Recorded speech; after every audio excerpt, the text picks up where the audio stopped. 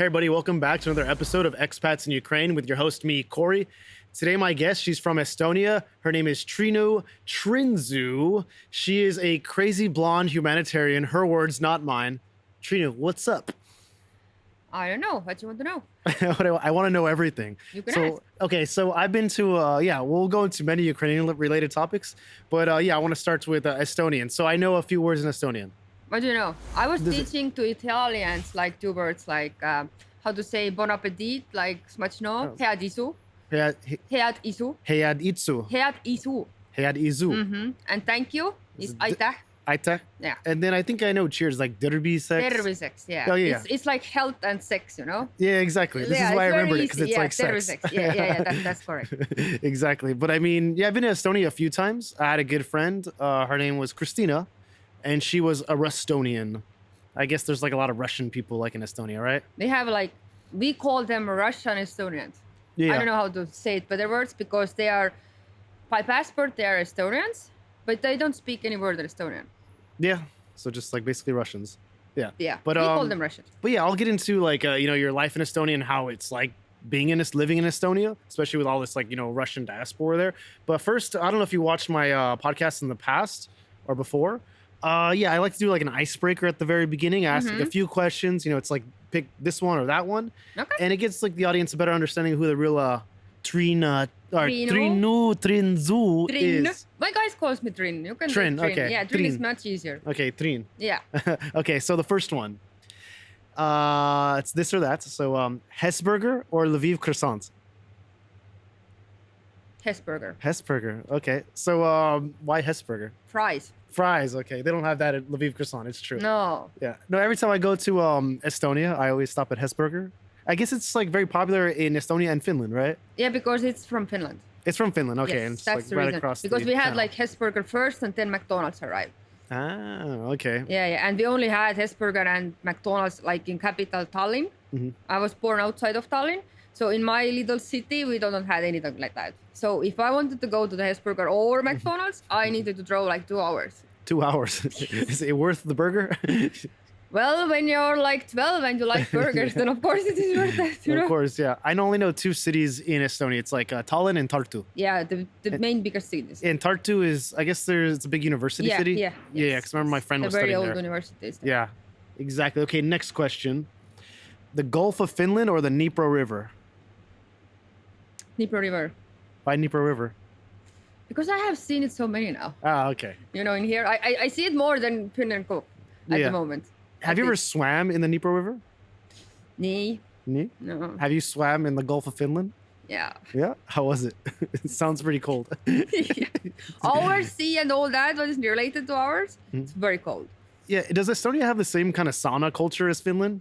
So I spent some time in Finland and they do. Have. Yeah. We have same or even crazier sometimes. Because Crazier? we have like this old school smoke saunas. Smoke sauna. What is like they basically heat the sauna up with smoke. Mhm. It's dry sauna.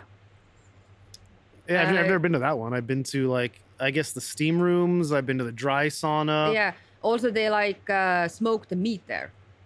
In the sauna? Yeah. That's hygienic? Yeah. Okay. And it tastes very good. Okay, I'll take your word for it. I'm at a sauna in Estonia. I'll say, grab the meat, do some shashlik. No, it's not shashlik. It's like smoked meat. I will take it next time when I'm coming back. Do you like the banyas here in Ukraine? What? Banya's here? Banya, yeah. Yeah, I haven't been here in You haven't been to a banya? I haven't had time for that. Oh yeah, that's true. You're doing so much work. Well, you need to take a day off, a spa day. Go to a banya. They'll I hit don't you know with what these day off branches. is. I don't A know day what... off? Okay, it's true. Yeah, no, I haven't seen a day off since the war started. Before the war, exactly. Before the war, you're like one of these people. Okay, so next one. Vana Tallinn or Vishnivka? Biana Vishna? Yeah, like basically Piana Vishna, but Yeah, Vishnivka, like the Biana cherry. Vishna. Piana Vishna. Definitely. But it's same sneaky as Vana Tallinn. So, this Biana Vishna, it tastes so good that you never understand. Like, there's tastes like 200, 350. And you think, oh yeah, 350, yo. And you don't realize it actually like 700 already. Yeah. And you take like 2 shots and then you're like, oh.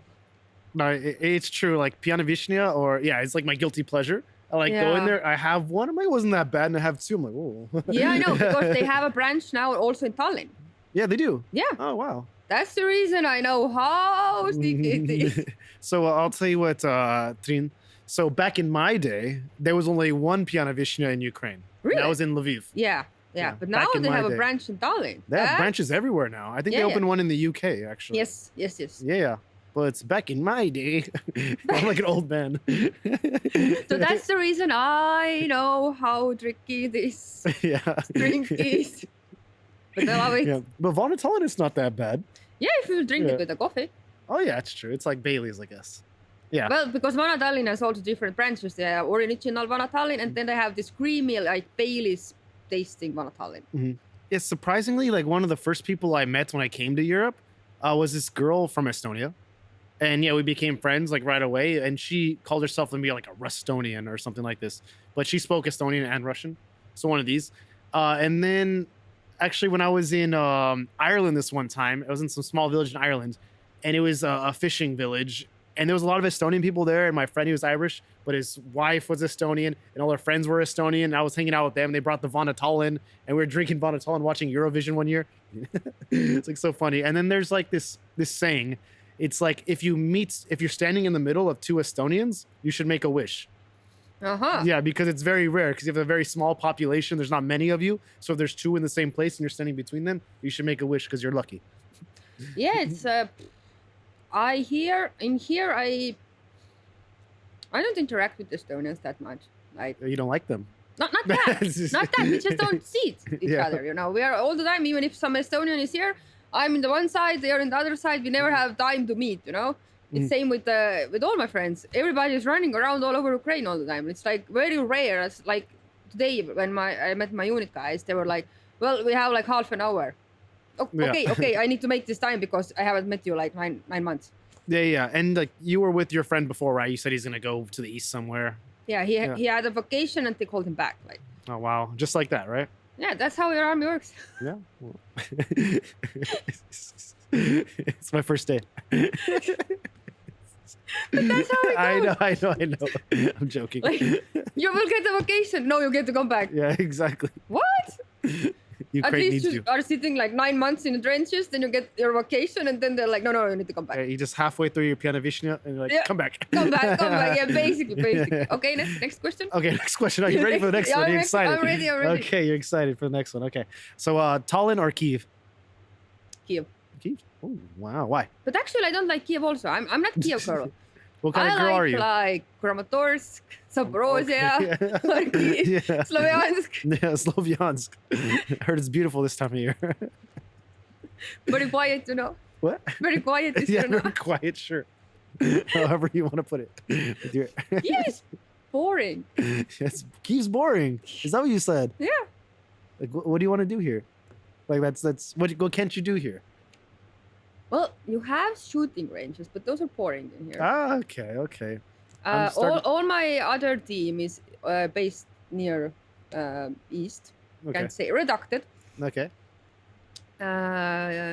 Almost all my friends are out from the Kiev because they're on the missions or doing a part of the missions. So Yeah. it's just like walk around and watch TV, you know. Yeah. I guess Boring. you can't handle being a civilian, huh? You need action. Not even that. I don't. Well, actually, I don't even know how the civilian life goes anymore. Yeah. I love being a civilian. Yeah. Right. it's- Well, yeah, if you go civilian like watching TV, then okay, that's very civilian. That you can do everywhere. But I'm just saying, like, there's much more like to do, to help, and the action is going still on the east side. Yeah, of course. Not in here. In here, I can just tweet on Twitter, walk around in Kiev. You can meet people here also, but basically all my people are somewhere in the At east. least, yeah. Well, of course. I've seen like the many groups that you work for, which is many. There's like a whole list. I want to talk about some of them. But first, I want to talk about, life in Estonia. So you grew up, you said, in some, town just not too far from Tallinn, right? I grew up in a little village actually, but it's like 180 kilometers from Tallinn. Mhm. I went my first 1 to 9th grade in little village school where it was like 100 students. Mhm. Our class was really 100? small. Wow. Yeah, little village. Yeah. And you were telling me you speak Russian, right? Yeah. Yeah. And so why do you speak Russian? One of your parents? No, Or I you just- speak Russian because when I started to work as a logistician in my work, many truck drivers, are from the east part of Estonia, and they don't speak a word in Estonia. So when I wanted to like work in Estonia, I needed to learn Russian to be able to work in Estonia. Yeah. Wow. Yeah. So why don't they speak Estonian? They just don't assimilate well? They identify as Russian? Like, how does this work? That is one part, but also like the other part is that until this September, we had like two type of schools. One is Estonian school and one is school education in Russian language. So basically in east side of Estonia, you don't even need to use Estonian because your schools are in Russian, everything works in Russian. Like you will not get even passed by in Estonian language. In the east side, where is this city Narva, that is very close to Russia, the border, everybody speaks alone Russian, basically. There is like many Russian schools, and there was, I don't think, 1 or 2 Estonian schools. So you can choose or decide, will your kid go to the Russian kindergarten or Estonian kindergarten, or Russian school or Estonian school. And they took all the time this Russian side. So they have no need. They have been like families who are speaking only Russian. Even the young people don't have any interest. Only starting from this year, every school needs to start education only in Estonian. Okay. And how do you feel about all of this? Do you know, it's very strange when you have people who are actually living with you in the same country and they don't speak your country language.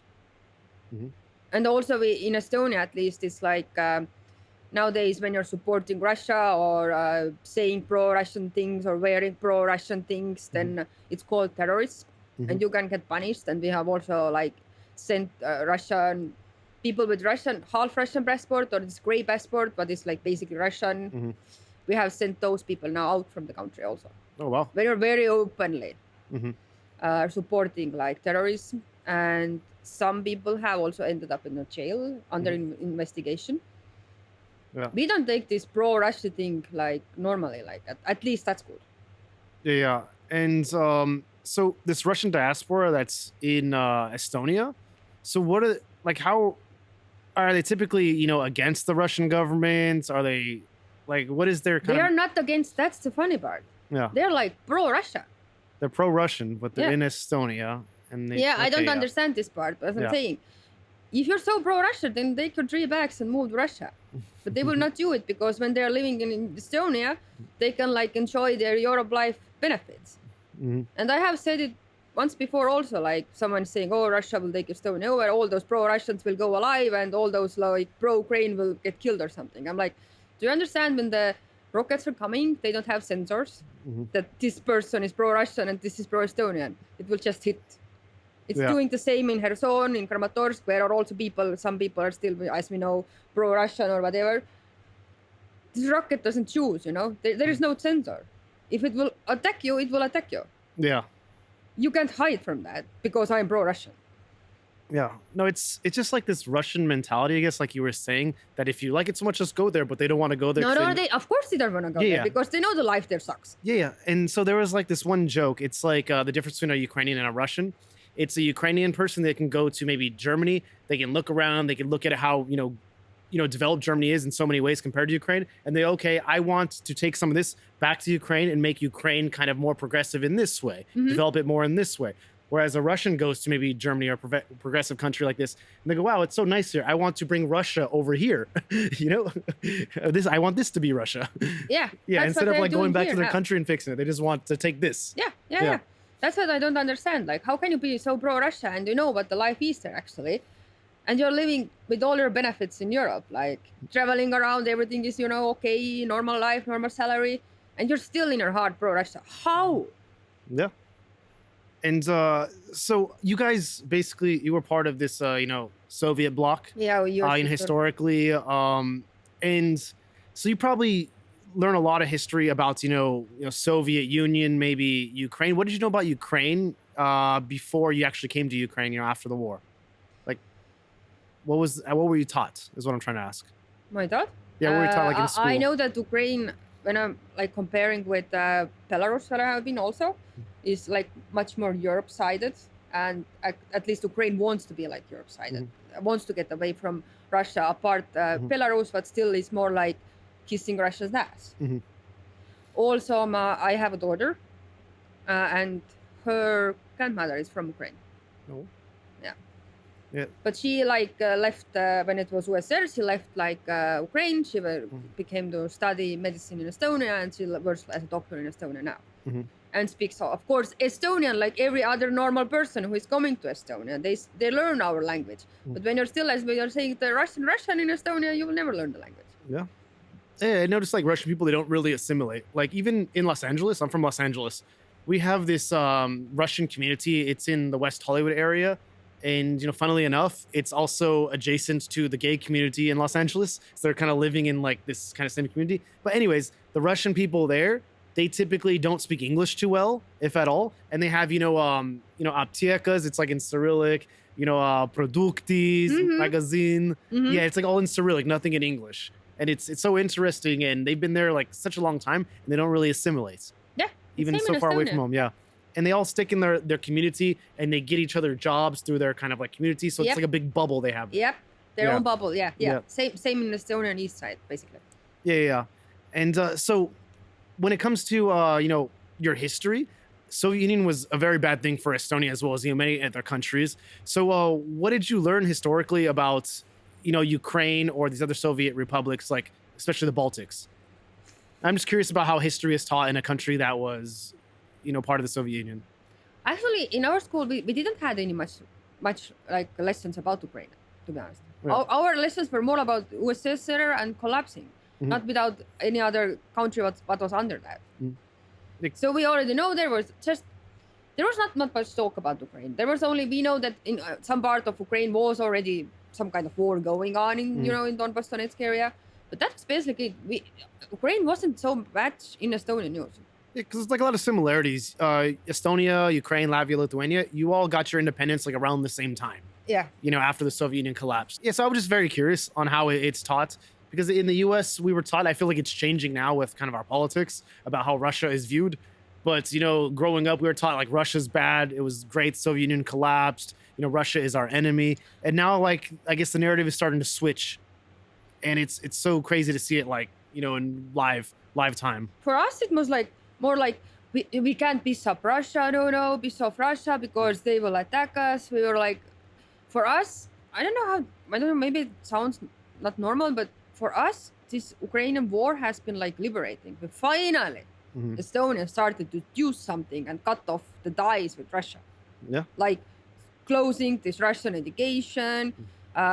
Now even our McDonald's took the Russian menu out from the McDonald's takeaway menu when you can order, Yeah. Now it's only in Estonian and English. Our train stations changed this when the train arrives, audio from Russian to English. And now for us, it's been like liberating. Yeah. Like we are getting finally out from the Russian, slavery in our mindset, finally. Yeah. Things what we should have done like years ago. Yeah, I remember, so after the full-scale invasion, I was in Western Ukraine, in Mukachevo, and I remember going to the ATM. There's like a long line for ATM. Everyone's waiting, to get money because they don't know what exactly is going to happen. They're making a push to Kyiv, whatever. So everyone's like scared. And I remember going to the ATM and it had the options and I saw this like online, so I wanted to test it. It was like Privat Bank ATM and it was like English, Ukrainian, Russian, and like choose your language. And I saw this meme and I'll tell you about it. And I clicked Russian. And then it shows like a Ukrainian flag and it says Slava Ukraini and it gives you your card back.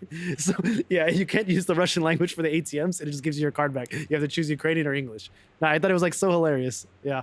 But anyways, so what were you doing before the full scale invasion? Because you basically, you're talking about you have two full-time jobs, which is basically, one is supporting Ukraine. One is actually a full-time job. You're traveling a lot to the East. So what was your life like before the full scale invasion? I was a logistician in a company with 15, 16 trucks, 20 maximum high times, living this normal girl luxurious life when you go outside with your friends every weekend, restaurants, bars, nightclubs. I was collecting very expensive Finnish Itala designer dishes, Mumi dishes, some are very expensive. beauty salons, all these designer clothes, all this fancy girl life that is basically normal in Tallinn, raising my daughter, my 2 cats. Did normal human things, let's say it like that. Because the full-scale war started like 24th of February, and my birthday is 25th of February. Oh, whoa. Like 1 day before my February. Also, full-scale war started in our Independence Day. 24th of February is Estonian Independence Day. So can you imagine in your Independence Day, you will open the news and you see that Russia is invading Ukraine. Yeah. So my first, what I was starting to do for Ukraine is that I started to help refugees who arrived. Like I gave them a lot of clothes, items, I don't know, mental health help. But why did you decide to help them? Like what motivated you so much to actually do all this? Because I have all the time been the one that maybe sometimes, someday when I need help, somebody will lend me a hand. Well, you've done so much for Ukraine. I'm sure they'll lend you many hands. I haven't asked any hands, but maybe. Yeah. Just, it hit me so hard. And the other thing is, still I'm from Estonia. Russia is still my neighbor. I don't want this war to my country. So I need to do at least something to push it back. Something. And from there, everything started. I started to be active again in Twitter. I started like, first I helped other guys or organizations who were helping. Then at one point, one of my friends asked help from the Kraken unit. I was like, yeah, let's do one collection. From one, we went to another, then another. Now it's like $730,000 help during 1.5 years. It's, I don't even know, 22 cars, maybe. Wow. 2 ambulances, some ATVs, a lot of drones, a lot of drone jammers. I don't know, winter equipment, tires, car repairs, a lot more car repairs. Because car repairs, you have seen the roads here, yeah? What was that? You have seen the roads Of course. So you understand why we need car repairs all the time? Yeah, actually, I know this guy. He's from Germany. I think his name is Andre West. I was communicating with him like on Instagram. And so he wanted to help Ukraine. First, he was doing evacs, but he's like, you know what? A lot of people are doing this. I want to do something unique. So what he does is he drives around the east and fixes the roads. He fills the potholes. He cleans the sides of the roads. What? Yeah, no, it's crazy. And this is what he does. He fundraises money to do all of this. So when people are doing evacs over there, they have like a smoother ride. And yeah, I don't know. It's super interesting to me. Well, it's needed because the roads there are not drivable. Yeah, it's true. The further west you go, the more. Yeah. So yeah, it's like a lot of cars, car repairs, tires, all that. Yes. Because when I started to do car repairs, I remember people in Twitter were asking like, isn't the army paying for the car repairs? I was like, army is not even providing the cars. I'm providing the cars. Other volunteers are providing the cars. How will the army pay for the car repairs? The guys or the girls are paying for their own pocket if they want to have like cars repaired. Yeah. So at least for all my friends or who I help, I'm trying to ease their money issues because they need to pay for everything, starting from magazines until cars. Yeah, I had a previous guest on, and he was talking. His name is Mark Lindquist, and he was talking about something special here. It's called the Great Shift. So instead of the government being the only, option to make a change on the battlefield, right now it's shifting to the people. The people can make a change. If more people come together, they can actually win the war with them spending their time, their money, to help Ukraine win. And it's becoming of like, we don't need the government. We could all just come together and win this war. Yeah, but it's the other thing that not all people are meant to work together. Like everybody can't work together. They are getting ego clashes and all those things. But at least when we were driving this Sunday a car from Kiev to Zaporozhye, it was really nice communication. One unit told they need a car in our one of the chat. Then someone was like, hey, I have a car, but I need a driver. Then one of my friends was like, hey, I can drive. And I know how long this drive was. Like, I told her, well, hey, I can come with you, so you don't need to go alone. So it was like everybody was doing their part. And also there was one other guy, well, take already this winter stuff what I got for this unit also together with you. Just deliver it also to them, Zaporozhye then, when they are already there, Yeah. Like everybody was doing their own part. No. Just it's normal. Like everybody puts their own part, the pieces will go together. Like everybody's helping everybody. It's the same with my collections. In Twitter. I have never problem to share anyone else's money collection. I have told it several times. If the money goes to Ukraine, I don't care who will get the money. Is it me or someone else? Everybody needs help. Yeah, and equally. And how much time do you spend, helping Ukraine in some capacity? Because you do have a full-time job as well, right? Yeah. So how much time do you spend just, I guess, doing fundraisers, delivering supplies, meeting with different units? I sleep 3-4 hours, 5 hours.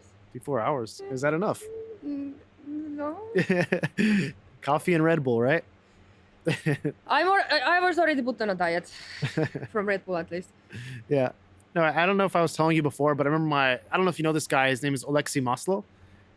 So he's based out of Kharkiv, and he has this NGO. It's called International Aid Legion. Mm-hmm. So basically, he's brought in about I want to say 200 fundraised and brought in about 200 something ambulances. I think it was like this, and about 50 to 70 just vehicles. Anyway, so remember one time he was bringing supplies, and they were collecting them at the border. It was coming from Belgium, I believe. And so I met him in Kyiv, and he opened the van, and in the van it had boxes of tourniquets, boxes of IFACs, and then boxes of energy drinks. And he's like, these are the supplies. This is for us. This is for us. Yeah, I get it. Yeah, the supplies. You need it. Yeah, exactly. You need it, because other than that, you will just collapse. Also, people who follow me in Twitter, let's say it like that, they think everything is happening in Twitter. I would like to remind you, not everything is happening in Twitter. A lot of aid workers work behind the scenes of Twitter. A lot of things will never even end up in Twitter, or will never even see. It sounds maybe bad, a daylight. A lot of things get just done because somebody needs help. Yeah. You just will contact the right people. They will contact the right people, and they will make things happen. And also, if there is some urgent things, I'm trying to help. We had one young guy from Italy who is going to the front. He had a bad helmet, bad air bro. It took me, I don't know, maybe 6 hours of tweeting or collecting money to get him 600 euros worth of stuff. So what is your strategy? How can you fundraise money that fast? Do you just do the human perspective? You say, hey, this is the guy, he needs help getting this, or do you have another strategy?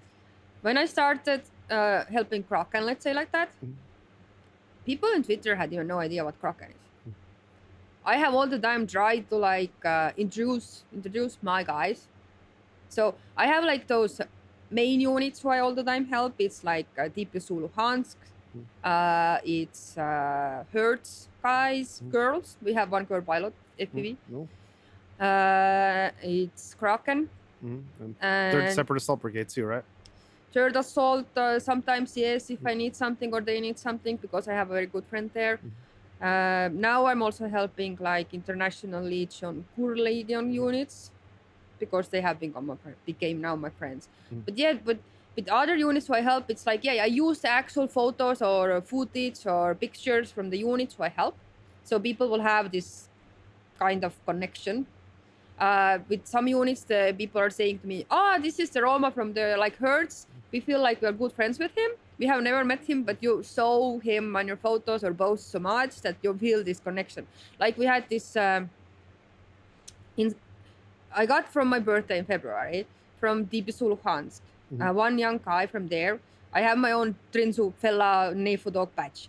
So he tattooed under his heart, here. Yeah. My badge. Really? Yeah, as a thank you, and also gift for my birthday in February. I had never met this guy before. I had no idea who he was that time. So next day I met him also. We made pictures with my tattoo, and he was so much about my photos. We met in summer. Everybody knew this story, crazy story. Who else will tattoo your fella badge under your heart? Until now, in September, he got killed. So when I posted those news that he got killed, a lot of people wrote me they are devastated because they felt like he was their friend, because he was all the time represented on the thank you videos, on the unit videos, on the photos with me. So it wasn't only my grief or my friend's grief. It was half of the Twitter people grief, because he was for them all the time on the photos. They knew him, never met him, but they knew him. He was only 22. 22. Wow. So when was his 40 days passing memorial, his mother personally asked me to go there. to have like a memorial lunch with the family, because turns out he was a lot talking about me and other volunteer girls with who we work to his family. Like we have helped him so much. So his mother knew who I was, and his mother personally invited his sister and his girlfriend personally invited me to be over there for his 40-day passing memorial. And what was it like meeting his family? It's very emotional. I gave to his mother the same my personal badge, but he had tattooed on his heart. And the other guy from his unit told, because I gave him my Estonian flag badge, and he was wearing it all the time, so he died wearing my Estonian flag badge. Wow. So those are the stories what people don't understand, what is coming also with the volunteering. Like not everything is like only fancy and you're collecting money, but it's a lot of like emotional connection is behind that. And the more you help them, the harder it gets. Yeah. And how do you feel about this? Because you've met so many people that put their lives at risk, and I'm sure you've met many people that are no longer with us. How do you deal with all of this? With my guys, we have this saying that at the moment we don't have time to grieve. You just don't have. You just need to keep going. You just need to keep going. You can't stop at the moment in some dark place, because we need to keep going on those names who are alive to keep them going, to keep them more alive maybe. And maybe when this war is over or we will win or whatever will happen, we will have like time to take time off. One reason why I don't sleep is one of my unit had very bad mission in March in Belgorod. We lost a lot of guys. I lost one of my very good friend there, two even actually. And I just, the Russian, like we have the combat footage from Ukrainian side, and the Russian has the opposite. Of course. And when you see opposite, when your friend is getting killed, then you watch it like 1 time, 2 times, 5 times, 6 times, because your brain doesn't like take it in that it's him there getting killed. So I watched it I think 100 times. Now it haunts me sometimes in my dreams, so I have nightmares also including that. And of course, now when my friends are going like to the mission and I don't hear them from them like 2-3 days, then my panic full goes on. So do you hate Russian people now? Because this must be traumatizing, watching Russian people. I hated them kill your before the friends. war. I hate them now and more. So I mean, because you have like a lot of Russian people like in Estonia, and you choose. Yeah, but I can't do anything against them. Like. Yeah, man. But it's funny in Estonia, like even if we are saying like we can't support like Russia, and I have this sweater where it's written like "fuck you Putin." Okay, doesn't say "fuck you Russia" or something. No, it's "fuck you Putin." Okay. And when it's a blue sweater with yellow letters, and when I go out with that in Tallinn, it all the time causes problems to me from the Russian side people. Like they have problem that I am saying "fuck you Putin" in Estonia. I know it's they blindly like love their leader. It's like super strange to me. And police is also like, don't like create problems. I'm like, what problems? I'm supporting Ukraine. What problem? I can't support Russia. Yeah. Supporting Russia is illegal, so I'm supporting Ukraine and I'm causing problems with that. Yeah. So, yeah, you've seen like a lot, and you've worked with many different units, and I want to highlight a couple of units right now that's are very. I've seen them everywhere, and I'm like a big fan of them. One of them is the 3rd Separate Assault Brigade. I see their ads everywhere, and what's it like working with them? I worked with them. We had my good friend. I don't know. For me, it's no different. Because they're doing incredible work. I mean, all of them are doing incredible work, but 3rd Separate Assault Brigade, they have, I guess, the best press. Yeah, but that's what I want to say. Like, everybody's thinking since the 3rd Assault like advertises everywhere that they are getting highly funded. It's not that. Like, they need help a lot. Well, I'm not saying they don't need help. I'm just saying like they're killing Russians. They are doing crazy amount of job. Yeah. But also means they are losing crazy amount of equipment what needs to be replaced. Drones, cars, everything. Yeah.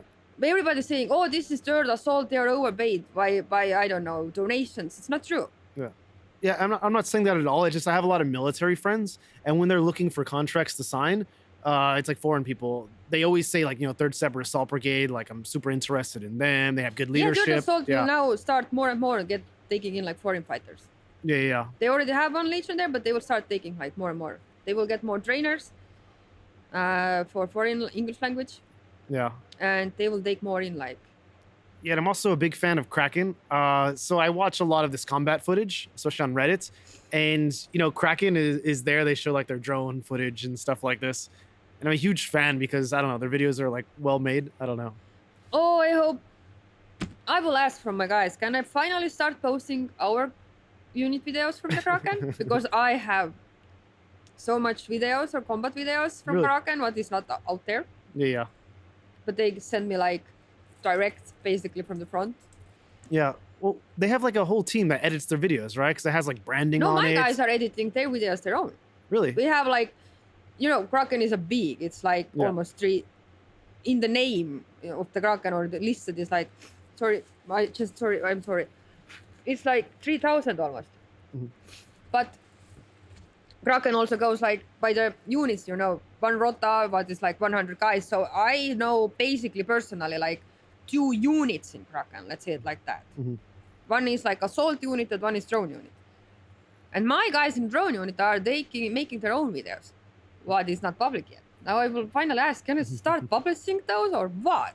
Yeah, because I've seen them these videos on Reddit. It has like the Ukrainian music that I've never heard of before, and then it has like the branding like starting, and then the Kraken at the end. Yeah. Those are like the head office videos. Okay. But also the smaller units are making their own videos who are under Kraken. Yeah. I love Kraken. They are very nice. I have been in their base many, many times. I remember my first time there. It was like on my birthday. And there was like, we were going to the shooting range with the guys, so I needed to add myself like a full uniform. Mhm. And I was going like where they were. And at the same time, like a full branch of Kraken, other Kraken unit, I think 80 guys were going to the combat. Mhm. So I came from where I came. I stopped. There was like 80 Kraken, full armored, full Robocops, me looking like. And I was also there in uniform, a girl in Kraken base, blonde braid, and they looked me the same. We were like, there is normally usually not blonde girls walking around in a Kraken base, Yeah, the crazy blonde humanitarian, right? Yeah. But for me, it was like to see like fully armored, like everything, full Kraken going out. It's like, wow. Yeah. So, are there any foreign people in Kraken, or just? I think maybe 1 or 2. It's basically based on Ukrainians. Okay. I know a lot of wants to go there. I don't know. Maybe they will start changing that, but basically they still are only Ukrainians. Maybe 1, 2 foreign guys. Well, if you're ever in Kiev and have like some Kraken friends that you're with, I would love to meet them. Just have a coffee or a beer or something like this. Kraken is never in Kiev. If they're ever in Kiev. Basically. They are only here when they need some training. Mhm. But usually Kraken is at front, because Kraken is also the unit that is, when they are not in the missions, they are training every day. They are training every day. Oh, it's very respectable units, and I would love to just like meet them, because I don't know. I just want to say thank you, I guess. Yeah, then you need to do it in Ukrainian or Russian, because they don't speak a lot of English. English, yeah. Well, that makes sense. But so you work for so many units. If I talked about all the units, we'd be here for like hours. But I want to ask you, say you go in to help, like what does your day-to-day life look like when you're going on a mission, for example, like to bring supplies? Like how does this look? You get a vehicle, It depends. Like, if we have a vehicle, then we take a vehicle, we drive it there. Usually I go with my other good friend Anna, who is like also in Frontline medics. So we will put our both stuff together, like when she needs to deliver help to the medics or frontline stabilization points or whatever, we put all together, and then it's just like a girl's round trip, You just, with some errors, like when you will meet the guys and you need to deliver them the cars and give them aid. And it's a lot of planning sometimes, because it's like more like we need to plan our time, how the units can meet you. And we don't want to do also like maximum stupid things to go to the 0 line, but it's not my place to be.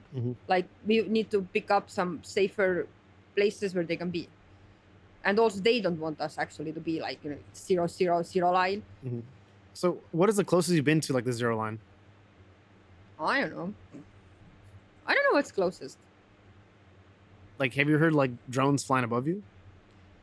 Yeah. No, like drones, like DJI style drones. Oh wow, it's crazy. But it's the thing, like, when it first year, it was like excitement going to the Hmm. zero lines, yada yada. Then now it's like It's you more are scary. Yeah. thinking like I'm more useful as a life. I Yeah. don't need this tourist trip to the maximum zero under gunfire. Also, I don't think any of my guys will approve that. Yeah. Of That course. I'm risking with my life to meet them. So we all the time try to find like some safer place. Hmm. Oh, Sorry. bless you. How do you say bless you in Estonian? Same as you're drinking. Terviseks. Oh, terviseks. Oh, that's Yeah, the only one I same. know. Same. Okay, terviseks. Still health to you. Yeah. Terviseks means like health to you. Yeah. So it's For the health.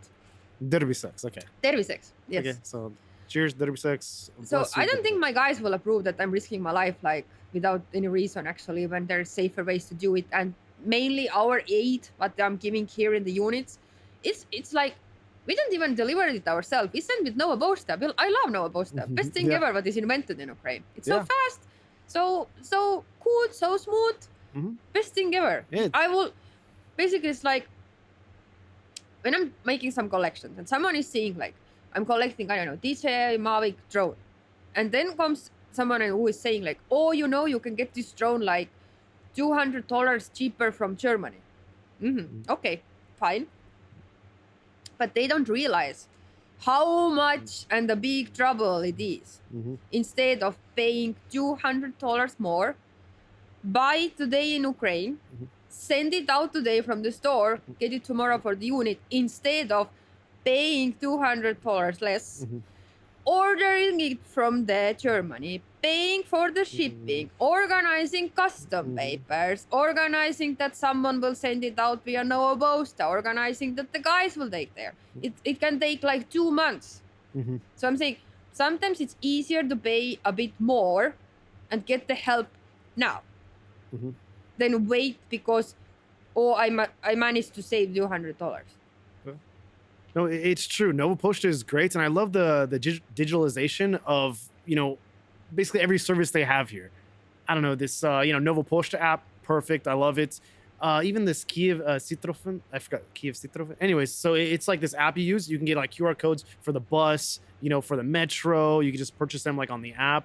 I know. Same for the train tickets. Yeah. Very the train tickets. easy. Yeah, Okerzalsnitsa as well. Yeah. Very easy. Yeah. You will pick a train ticket. You can add like what you want: tea, coffee, water.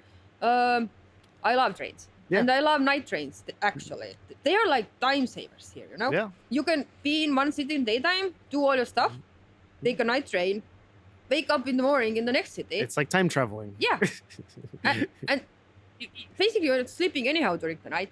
Well, no, I'm not, but normal people are. 3 to 4 hours. Normal people are. So I was doing all my things today in Kiev, take an evening training, and I can wake up next morning in Kramatorsk, in Kharkiv, in Zaporozhye, and do my stuff there. Yeah.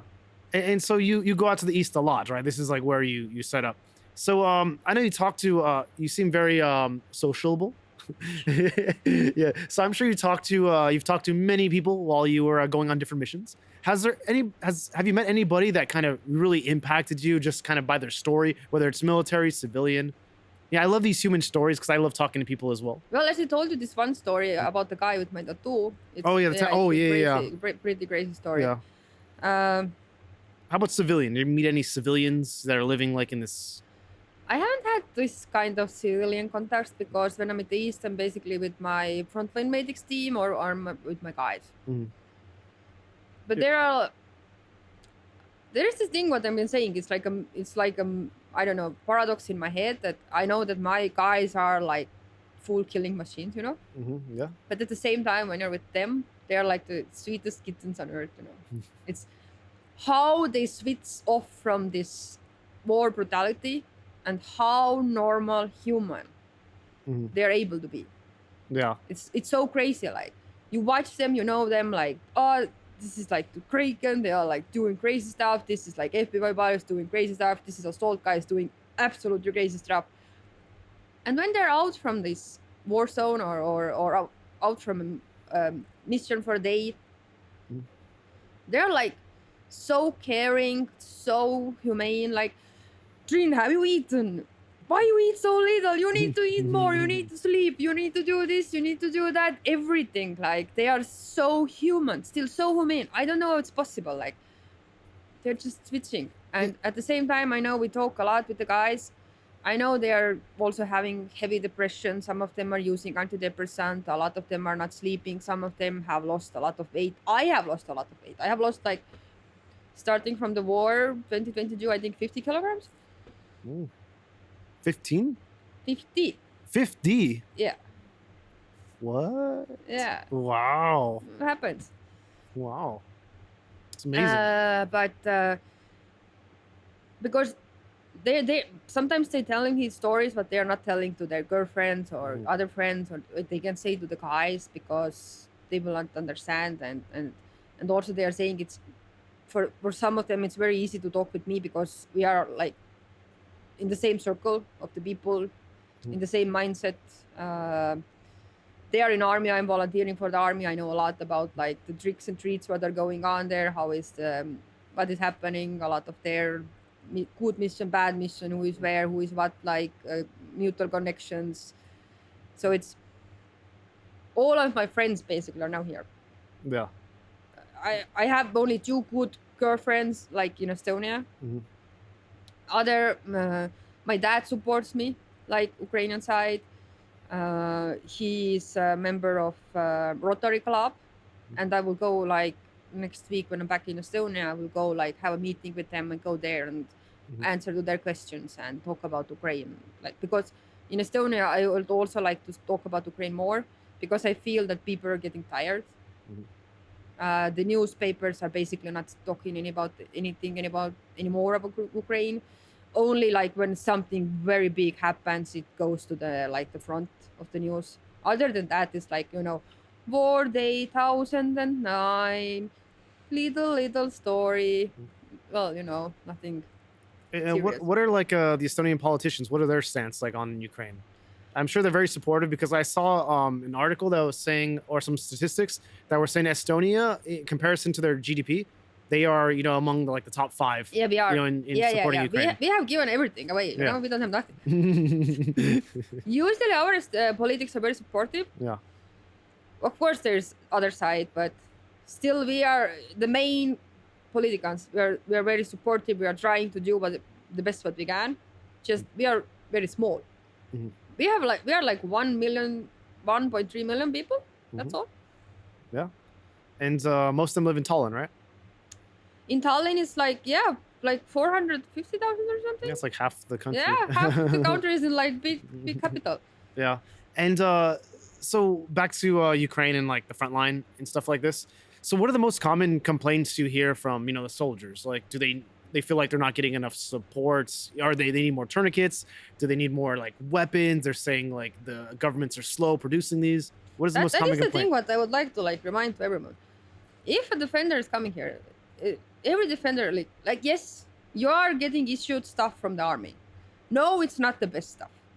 It covers your needs, but if you actually want to have good stuff, then you need to buy everything, starting from the socks, ending up with jackets, cars, yourself. So I don't know what is going on in army with army logistic or whatever what they are doing there. I don't know where half of some stuff is. Just I feel like the guys are feeling like they're basically left alone. Okay, I understand that I'm not saying the right numbers. Let's say like before the full-scale war, the army was like 100,000, and now it's like million. Those are not real numbers. I'm just trying to put the scale in here. It's okay. I understand that like the government can't now provide to everyone everything. But I also feel it's a bit unfair that the guys people need to understand they actually need to pay for everything what they need. Like, you need to pay for items to work for Ukrainian army. Starting, as I told, from the socks. If you want to have normal boots, not the army boots what they give you, but they are okay-ish. But if you actually are caring about like you want to have normal boots, you're paying for yourself. They get combat pay, but it's also like tricky question here and there, and it's not like that black and white like everybody's thinking. If you're not in the army or at the front, then you need to live somewhere. Mhm. You need to pay for Of a course. house, apartment, food, sometimes fuel. Yeah. Even the army is giving you like 3 magazines. Mhm. You can't go to the front line with 3 magazines. So meaning you need to buy yourself magazines Yeah. to Wow. go to the front. Yeah, I didn't know that. I mean, this is exactly why fundraising is very important, right? It's making a change on the battlefield for sure. So people don't understand, why are you collecting their money for, I don't know, eco flows or whatever? Yeah, because they are spending already their money on their equipment. Like, yeah, there are also guys who are putting money like in unit together, in team together, like you will put some amount, I will put some amount, but it's not enough all the time. And especially when the winter is coming, and you will need like the winter tires for your cars, but I'm also helping like fundraise if they are needing. You need like winter equipment, winter clothes, I don't know, even winter socks. I mean, like if you want to have like normal stuff, you will all issue it all to yourself. And also, I'm not even talking about night visions or drones. Not every unit has drones or night visions. The ones who are having are the same ones who are having like connections or volunteers. There is a lot of Ukrainian brigades who are having like, how do you say it, no social media presence, no name, no good connections, and they are happy over every tiny bit what they're getting. Like basically every tiny bit, because they have nothing. Well, and say I know, like in order for them to receive money, it's best to, donate to people like you, where there's no middleman, there's no like. Yeah, but they don't get the money; they get items. Yeah, that's what I'm saying. It's best for like people abroad to donate to people like you instead of these organizations that have like a middleman. I'm just saying, like my collection are like goal based. Like you will see who will get and what they will get, and sometimes there is like, I don't know, Omega needed operational cost because they lost about a lot of items in a bad mission in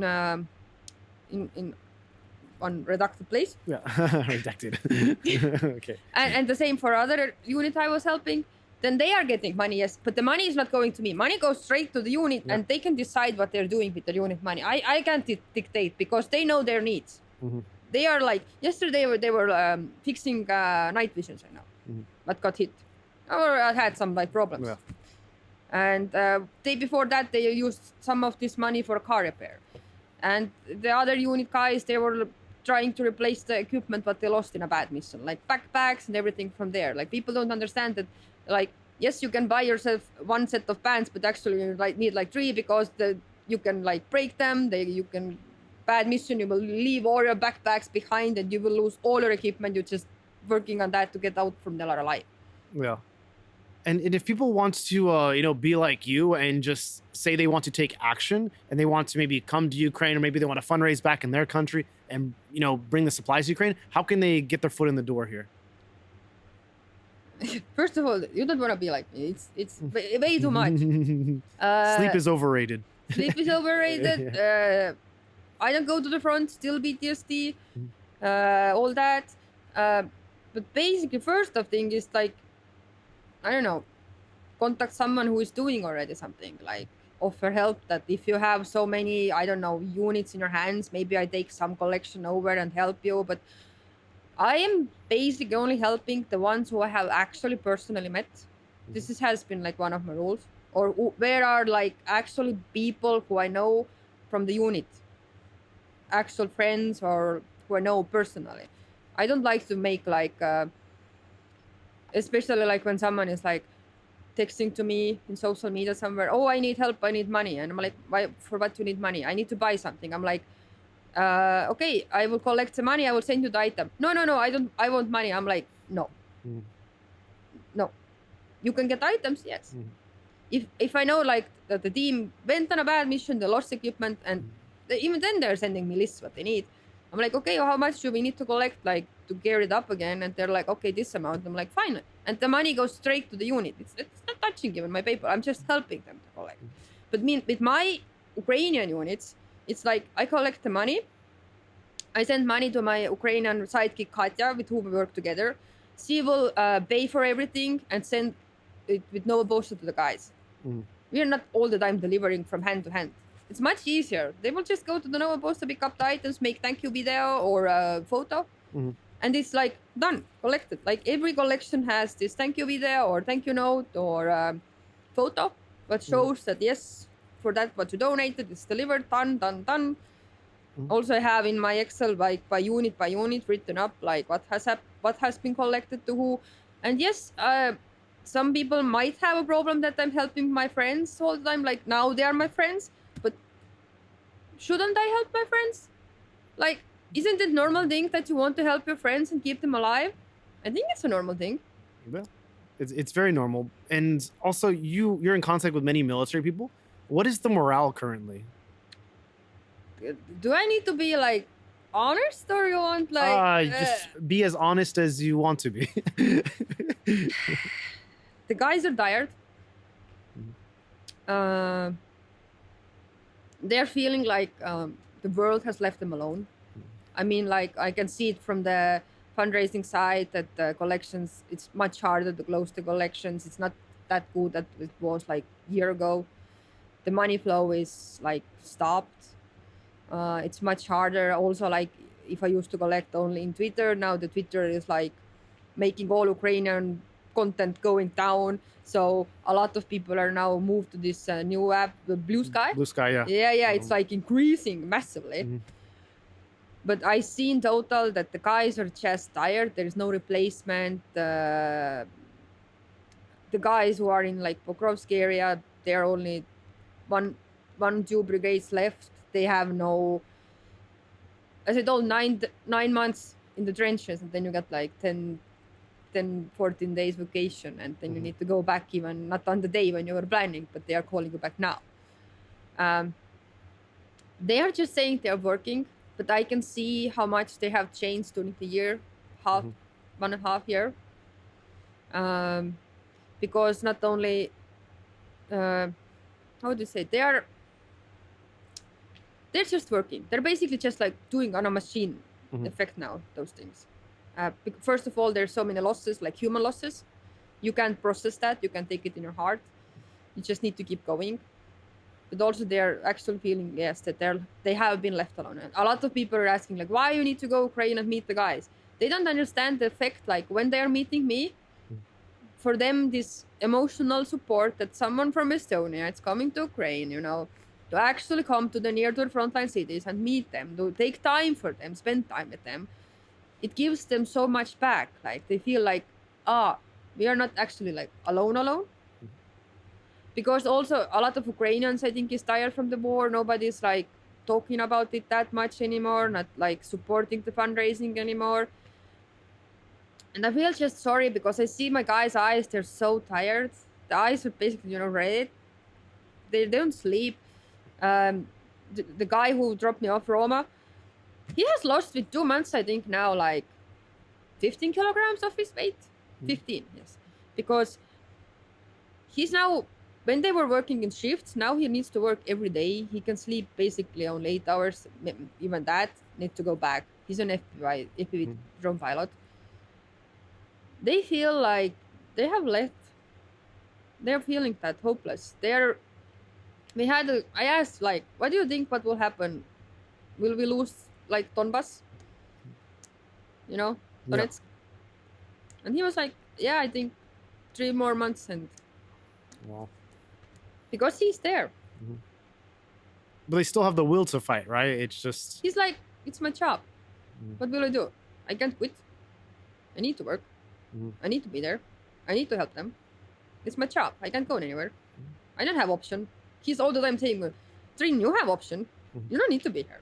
You don't need to come here. You don't need to go to the near front. You don't need to go to the stabilization points. You don't need to be in the frontline cities. You don't need to be there. You have option, but you're still here. So how can I go anywhere when you're here? Yeah. With everything that's going on in the world right now, how do you think, the war will end?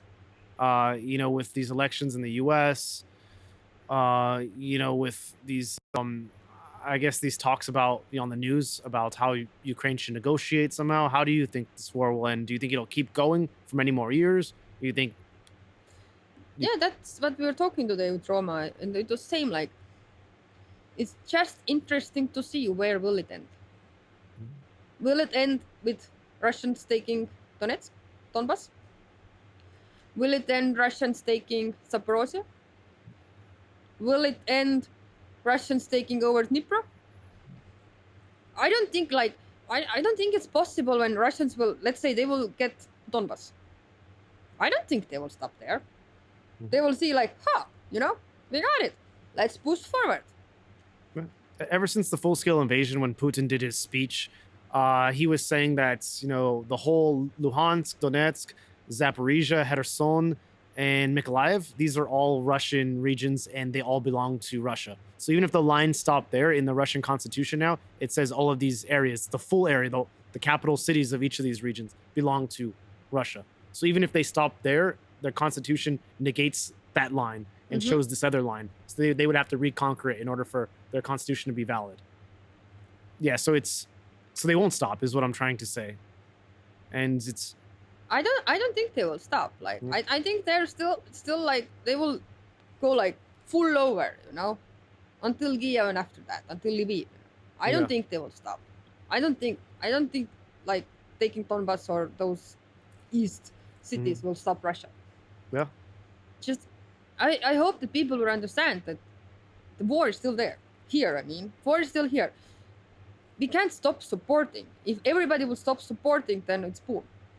But I don't know what will happen when actually Trump will be president and how he will see these things. Yeah. It's scary as fuck. Sorry, but it is. Like everybody's scared. The guys here are scared also. Yeah. No, I'm very scared as well, but Trump's like a wild card. Like you don't really know what his stance is, but the people around him are very pro-Russian. Yeah.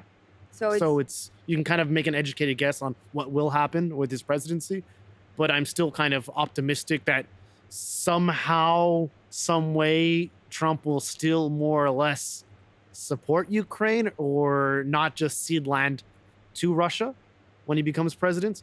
But this is just a fool's dream. I don't know. I'm very scared, actually. Yeah. And I'm just trying to work to keep my friends alive.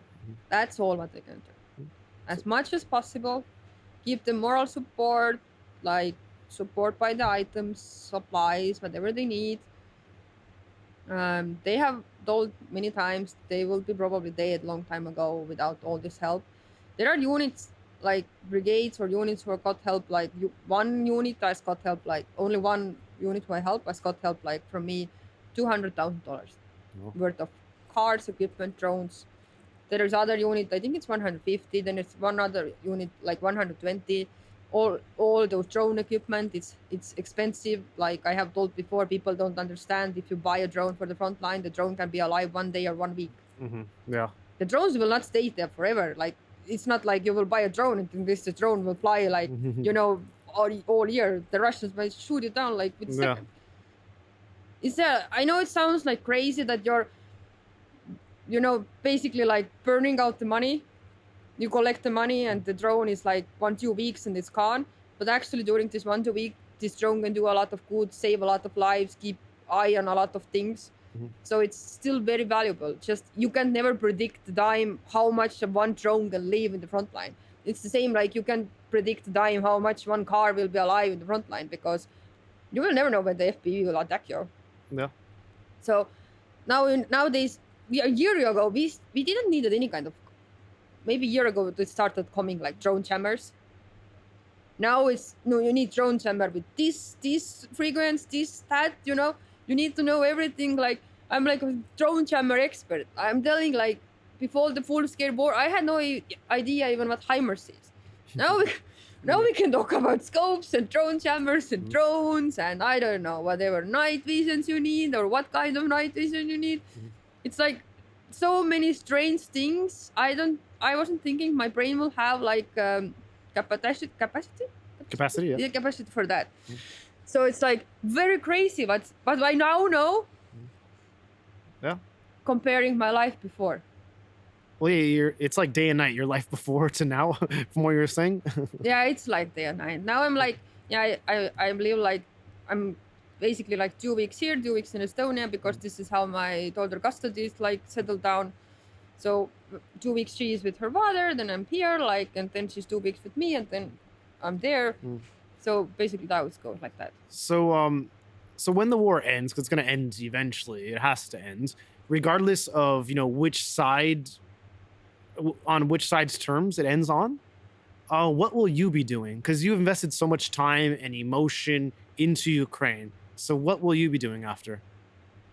I think I will be still here, like back and forward, because I can change my life because of my daughter fully here. Because even if it, let's say it ends in good terms for Ukrainian side, then Ukraine needs to be also built up. Yeah.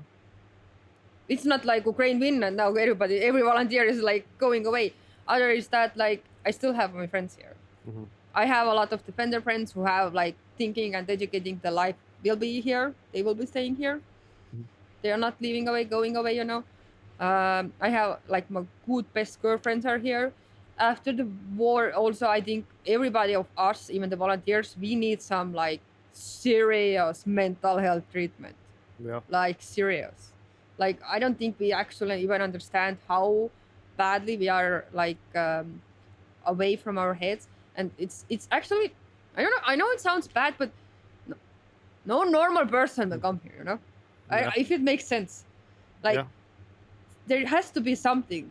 Like I know from some of my parts also, like the volunteers here are you're like running away from your life in your normal country, like building up a new life in here, or you will have maybe some problems at your home, so you can do more stuff in here. From my side, I think helping Ukraine has also helped me to discover who I am as a person, to be more independent in my marriage, be more who I am, discover new skills like I'm doing Frontline Medic social media, VR manager, like discovering I'm very good at delegating things, or because when I started to collect money for Ukraine, my friends were like, yeah, it's the same like with every new hobby, you will do it 1 month and you will not do it again, and now it's like my life, basically. Yeah. Almost 2 years constant fundraising. I don't know what is day off. Yeah. I had like in the beginning of this year I had very bad issue. I don't know what happened. I ended up in the ER with previous heart attack condition. Whoa. And then was maybe the day when I took like 2 days off for fundraising, and I felt so bad. I was like, fuck, my friends are dying. It was worse. Like, oh my God. Even if I'm not doing that, it's still stuck in my head, and I still feel and think about it all the time. And sometimes I beat myself up like mentally when some collection is standing and I'm like, it's my fault. Waiting, my blessed come. I'm beating myself up. I'm not competing with anyone else. I'm just mad at myself. Like, am I doing something wrong? Can I do something better? Can I do something faster? What can I do? And I understand it's actually not me. It's just like maybe end of the month, people don't have money, no paydays. But I'm still like, it's my fault. Yeah. And I love those people who are saying like, oh, if you're doing a lot of good, there is also a lot of people who are saying like, well, normal humanity, like you're doing, I don't know, bad things, or grifting the money, or putting money in your pockets or whatever. I would just like to remind to those people that my units, they don't have anyone else. If I will fuck up with something, or will start stealing money, and it will come out from somewhere, then my friends will die. Yeah. Why will they do that? Yeah. I know that some people it's hard to understand that someone is actually working, then volunteering, then doing another projects, and can live their life through. I mean, in here it's like, thank God for good friends or who are like willing to take me in to their apartments, because I don't spend money on hotels. I'm not living in fancy hotels. I'm living together with my friends. I would like to just state it out. I'm not having some 5-star hotels with fancy breakfasts. No, I'm living with my friends. Same in the East. I'm living with my friends or at our bases or whatever. Nobody's going from hotel to hotel like millionaire here if you're a normal person. Yes, we go out, we eat outside, because eating out is not that expensive in Ukraine than it's like in Europe or somewhere else. You can have here normal meals from 5, 6, 7 euros, even less if you know where to go. That eating out here is not something extra fancy like some people might think. Yeah. But also a lot of my friends are eating at home, and it's normal. Nobody needs to go out and eat every time. I'm just saying, like, people need to understand that eating out here still, if you come from the Europe and for my wallet, it's not that big expense. Sometimes it's easier to go and eat outside and start doing your own stuff because cheaper, faster, everything together. That's what I'm trying to explain to the people. Like, yeah, and we've reached our time just about. But it would be great. Is there anything that's we didn't discuss that you want to discuss, like something that we missed? What we missed? We missed. I think we missed the part where when someone is coming to Ukraine, I'm trying to explain it to my friends also. Like, you can come here now as a tourist also. Like, you don't need to go to the frontline cities. I mean, Kiev and Lviv and Carpathian Mountains are very okay places where to be. Okay, Kiev now, not the winter time. In summer, it's very nice. They don't attack us that much. Lviv is very okay. Lviv speaks English. Basically, they are English speakers there. And Carpathian Mountains, it's like spa. I have never been there. I have no time. But I'm just trying to like tell the people, come to Ukraine. You don't need to be afraid. Nothing will happen to you. If you're like in the safe places, if you follow the rules, if there is an air alarm, you go to the shelter. Like, just come here. See the life, see the people. Then you will understand why so many who is coming here to the first time, they will fall in love in Ukraine, or the people, or the food, or everything what is around him. You don't need to go, I'm saying, to the east. Just stay here. Yeah. That's the main thing. And please keep supporting. And if possible, please donate to the fundraisers. Yeah. Well, with that being said, if you can maybe look in that camera and just tell people how they can support you and what organizations they can support, or just how they can just send you money or something like this. And you could also plug your social media channels so people can figure out how to reach you. Oh yeah, my social media is very easy. It's Neifo_Trinzu everywhere. Instagram, Twitter, TikTok. Yeah, I use it TikTok. sometimes. Yeah. Not very popular, but I use it. But Blue Sky everywhere. Neifo_Trinzu. And Trinzu, Triinu. Trin Trinzu. Trinzu. ZU, okay. Yeah. Neifo_Trinzu. Neifu Trinzu.